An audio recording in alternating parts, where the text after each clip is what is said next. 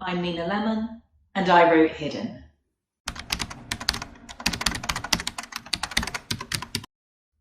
I wrote Hidden back in 2015 in response to the enormous mental health crisis that was happening and is still happening for teenagers in the UK. I actually avoided writing it for quite a long time. All of the plays that I've written for peer productions are about the topics and issues that matter most to young people and that young people themselves or teachers or youth workers tell us are important. And this topic of self-harm was coming up again and again, and I was seeing evidence of it amongst the young people I was working directly with. I was really worried about writing a play on this topic because I wasn't sure I could do the topic justice. I was worried that I could potentially do more damage, and that's something I really needed to avoid. But after several years of teachers and young people saying, we want to play on this topic, I decided I just couldn't be silent on this anymore. And so I started to research a play about self-harm, which eventually became Hidden.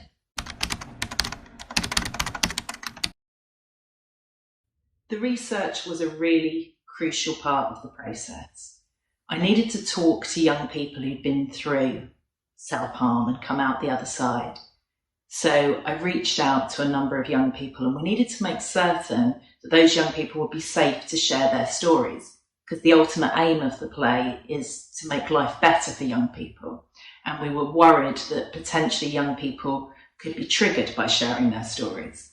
So we made the decision that we were only going to talk to young people who had been free from self-harming behaviours for 3 years. And several young people came and did an interview with me and shared their story. In addition to that, I looked at lots of psychological research and research from leading charities in the field to try and understand this complex phenomena that was, particularly at the time, really increasing very, very rapidly. During the year that I wrote Hidden, the number of young people going to A&E with self-harm was at an all-time high. And there'd been this survey that's mentioned in the play in which 1 in 5 15-year-olds said they had self-harmed in the past year. So the problem felt really urgent and remains very, very urgent. And it just wasn't being talked about. I think lots of people felt, like I did, that if we talked about it, we might risk making the situation worse.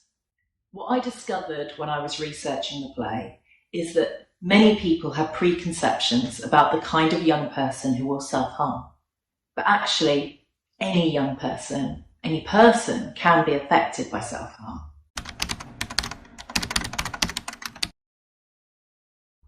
There are 3 main characters in the play: Matt, Sophia, and Tash. And this is really important, because if I only told one story, it might look like I was saying only one type of person is affected by self-harm. And actually, a very wide range of people are affected by self-harm for all sorts of different reasons. In Matt's case, although he seems like a very jovial, upbeat kind of character, underneath he suffers from stress and anxiety, and he really feels the pressure of school, and it's actually not doing particularly well in a school exam that triggers him to start self-harming. And the interesting thing in Matt's story is that he'd never thought about self-harm until his friend Hayley discloses that she's been self-harming. And that was a story that was lifted directly from a young person who shared their story with me. It's important to acknowledge that Matt has an excellent relationship with his mum. And when he shows her his scars, she is so supportive and so kind and so loving, and really demonstrates to the audience how to support someone who is struggling with self-harm. In contrast, we have Sophia. Sophia is a character who really struggles to manage her emotions, and we see that right from the beginning when she's quite a young child and becomes incredibly upset by quite a minor issue between her friends. And for Sophia, because her emotions are so overwhelming and she hasn't learnt coping strategies And although her parents mean well, they're quite absent from her and they're not people that she can confide in easily. She has this terribly low self-esteem, and so in the absence of being able to express her emotions and have those emotions heard, she's kind of repressed that for fear of looking like a crybaby. And so her behaviours, her self-harming behaviours, are a way of coping with those feelings. She's also subject to peer pressure. When Emily offers Sophia the laxatives, she really feels that pressure because taking those laxatives could mean that she can become part of this elite, very toxic group of girls. And that's really appealing to her because she hates to feel different. She is perceived as larger than the other girls, and that bothers her. She has a very low self-esteem and feels very self-conscious about her body. I chose to make Sophia wealthy because there was this idea that if you had money, if you had privilege, then you couldn't really be affected by these issues. But mental health affects everyone, regardless of age, gender, sexuality, economic background, ethnicity. Mental health and the problems with self-harm can affect anyone. And I wanted to try and show that in the play. Tash, as a teenager, is much more of an introvert character, and she is living with the burden of these very disturbing memories of having been abused by her mother's boyfriend when she was a child.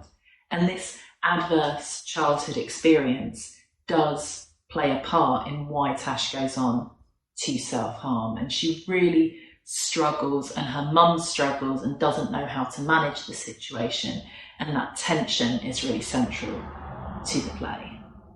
So these three characters come together at a music festival, and I chose a music festival because lots of different types of people would go to a music festival. People from different walks of life could meet. This is a play about recovery, and so it was really important in terms of structure that we start from the end. We start from the place of recovery, so we know when we see Tash collapse in the play that she recovers. We know she's okay because we've seen her a year later at the music festival.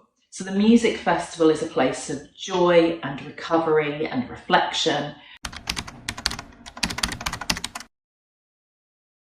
It's important to understand that we see those characters like Pandora, for example, through the eyes of the three main characters who know them. So we see Pandora through Sophia's eyes. So Pandora becomes this heightened, terrifying, almost inhuman kind of character. They are archetypes or thumbnails. They are a sketch of how that character remembers them. Whereas characters that know the three main protagonists really well, those characters have much more depth. So Tash's mum, Yaz, for example, those characters we get a far more in-depth view of.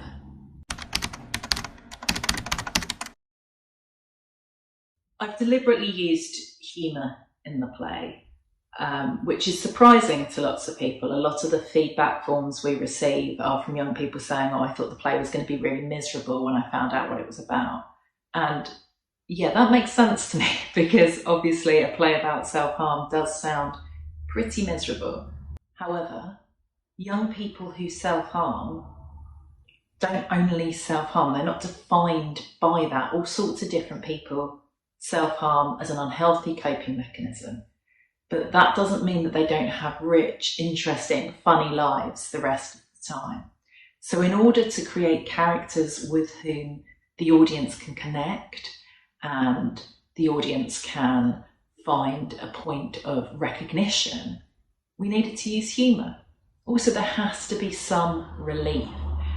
You can't sit through a play that is all just heavy, heavy, heavy. You need those moments of lightness, moments like the bus journey to Thorpe Park, or moments where we meet the obnoxious public school girls at Sophia's school.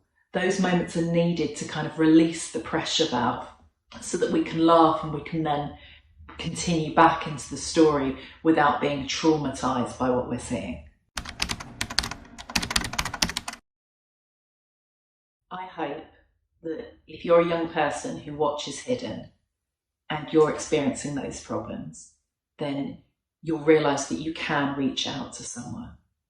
I hope that if you're a young person whose friend is having those problems, I hope that you'll become better equipped to help them and to help them get help. And ultimately, I want to spread the message that recovery from self-harm isn't just possible, it's actually desirable, and that lots of people do it, and that you can too.